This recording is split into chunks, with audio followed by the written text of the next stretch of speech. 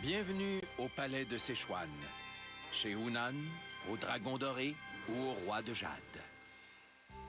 Peu importe leur nom, ils vous font goûter aux saveurs de l'Extrême-Orient dans votre ville natale. Les arômes vous font saliver. Vous vous installez sur la banquette et vous dégustez votre portion de porc, sauce aigre douce sur lit de riz frit et, petite touche d'authenticité, votre biscuit chinois. Régalez-vous. Mais si vous croyez que vous venez de déguster des mets typiquement chinois, détrompez-vous. La nourriture qu'on vient de vous servir est aussi américaine que le hot dog. En fait, la nourriture étrangère la plus populaire aux États-Unis est souvent d'origine américaine.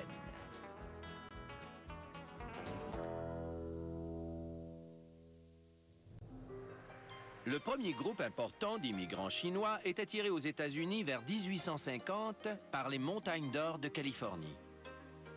La fièvre de l'or s'empare de milliers de Chinois dont la plupart proviennent de la ville de Canton.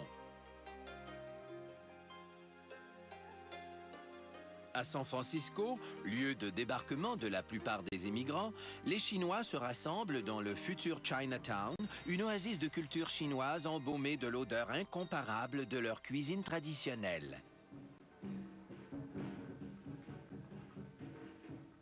Oubliez les cartes. Pour trouver ce que vous cherchez, il suffit d'avoir un bon flair, des sinus en santé.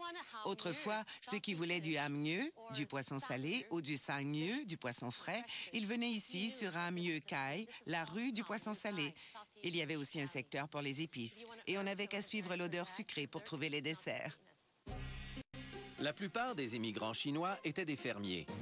Ils apprêtaient les mets paysans de Canton, des plats rudimentaires sautés et servis avec du riz, du thé et des assiettées de dim sum. Ce sont des amuse-gueules traditionnels comme les beignets aux crevettes, les tripes et les pieds de poule.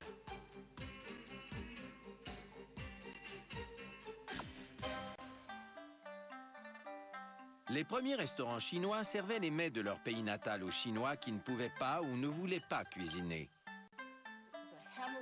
La majorité des immigrants sont des hommes et, en de telles circonstances, de nombreux restaurants ouvrent leurs portes pour nourrir cette population de célibataires. La même chose est arrivée pendant l'émigration grecque et italienne. On appelle ces restaurants les chow chow. Pour $1, le travailleur chinois y mange à volonté jusqu'à ce qu'un phénomène étrange se produise.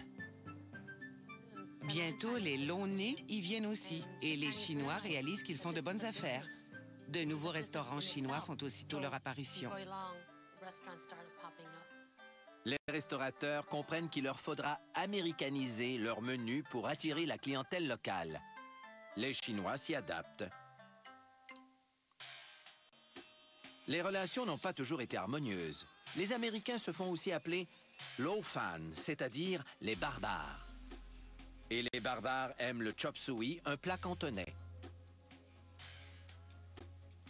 À Canton, l'expression « chop suey » signifie « divers restants ». C'est une excellente description du chop suey. Son origine exacte est méconnue, mais il s'agit bien d'un plat né en Amérique. On dit qu'un cuisinier chinois a été assailli par un groupe de mineurs affamés entre les repas.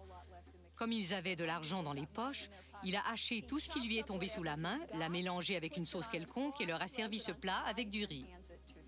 Ce n'est pas un vrai plat chinois, c'est plutôt un concept chinois. C'est un concept très pratique. Le chop suey contient tout ce dont le cuisinier dispose. Des carottes, des pommes de terre, des tomates ou encore du chou chinois, des châtaignes d'eau. Il peut y ajouter de la viande si le client le désire. Les seuls ingrédients indispensables sont les fèves germées, la sauce soya et encore de la sauce soya. Les Américains qui mangeaient chinois à l'époque voulaient que leur plat soit très goûteux.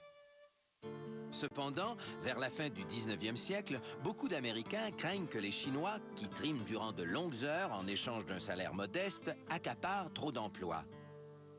Par conséquent, les Chinois sont victimes de préjugés raciaux.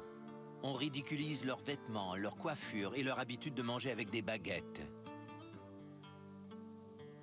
En 1882, poussé par la grogne populaire, le Congrès limite sévèrement l'immigration chinoise. Quant aux mets chinois, on continue de les apprécier même si la rumeur publique prétend que des souris, des rats ou des animaux domestiques assaisonnent le chop suey.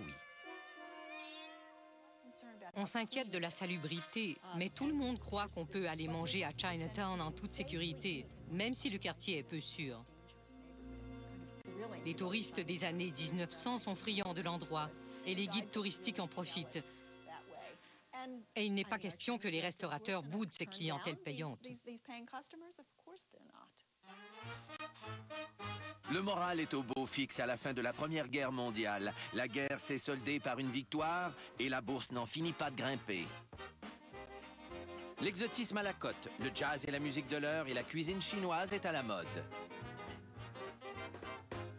De nouveau Chinatown voit le jour partout aux États-Unis. Les enseignes lumineuses nous invitent à pénétrer dans des salles art déco qui offrent des menus pour 1 ou 2 personnes.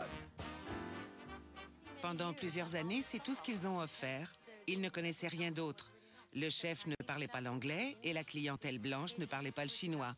Tout ce qu'ils avaient en commun, c'était le repas pour 1 et le repas pour 2.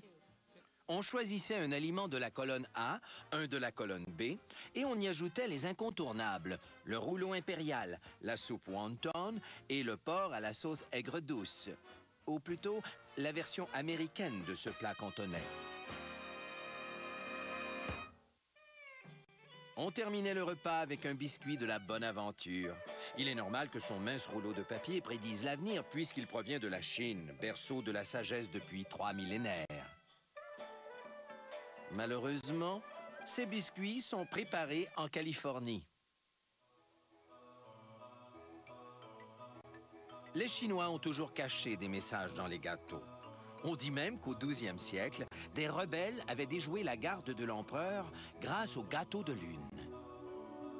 Mais le petit billet dissimulé dans un biscuit, dont nous sommes tous si friands, est attribué à un restaurateur chinois de Los Angeles qui cherchait un moyen de faire patienter sa clientèle en 1916.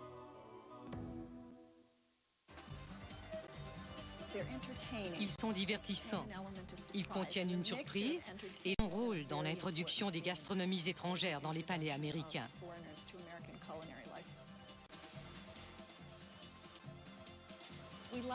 Nous aimons nous divertir en mangeant. Les biscuits chinois sont bons, sucrés et amusants.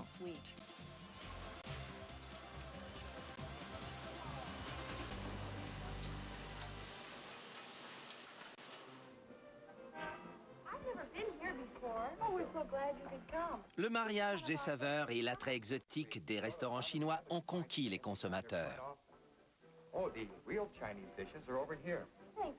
La sortie au restaurant chinois fait bientôt partie des habitudes des Américains. You know, there's no telling what we'll get, but I'm willing to take a chance if you are. Oh, that's the fun of it, Bob.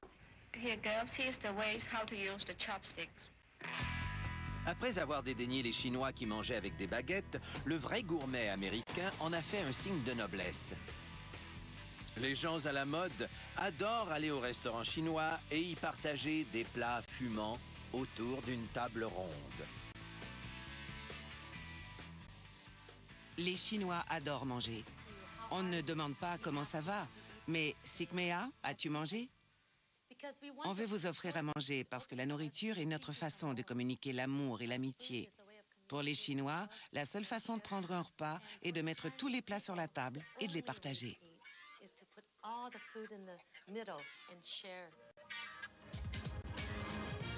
Le boom des mets à emporter des années 50 ne diminue en rien la popularité des restaurants chinois qui offrent ce service depuis un siècle. En fait, le mérite de cette initiative américaine revient peut-être aux restaurateurs chinois. Les serveurs du 19e siècle portaient souvent des repas complets aux résidences privées. Ils fournissaient même couverts et ustensiles. Quand le président Nixon entame un dialogue avec la République populaire de Chine en 1972, le public découvre un nouvel éventail de plats chinois. Le monopole de la cuisine cantonaise tire à sa fin, tandis que la cuisine chinoise authentique l'éclipse momentanément. Désormais, Des restaurants offrant la cuisine de Hunaï, Shanghai ou Nankin font concurrence aux cantines à chop suey. De nos jours, très peu de gens mangent encore du chop suey. Les Américains ont dit adieu aux plats improvisés qui les avaient initiés à la cuisine chinoise. Malgré tout, le chop suey s'est taillé une place de choix dans les habitudes alimentaires américaines. Dans un pays peuplé d'immigrants, les mets chinois pourraient n'être qu'une saveur exotique parmi tant d'autres. Mais la cuisine chinoise, pionnière des gastronomies d'origine étrangère, est devenue aussi américaine que la tarte aux pommes. D'ailleurs, celle-ci est aussi d'origine étrangère.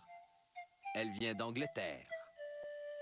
Pour finir, rappelons qu'à l'arrivée des biscuits de la Bonaventure sur les tables des restaurants de Chine en 1989, on les a présentés comme d'authentiques biscuits américains.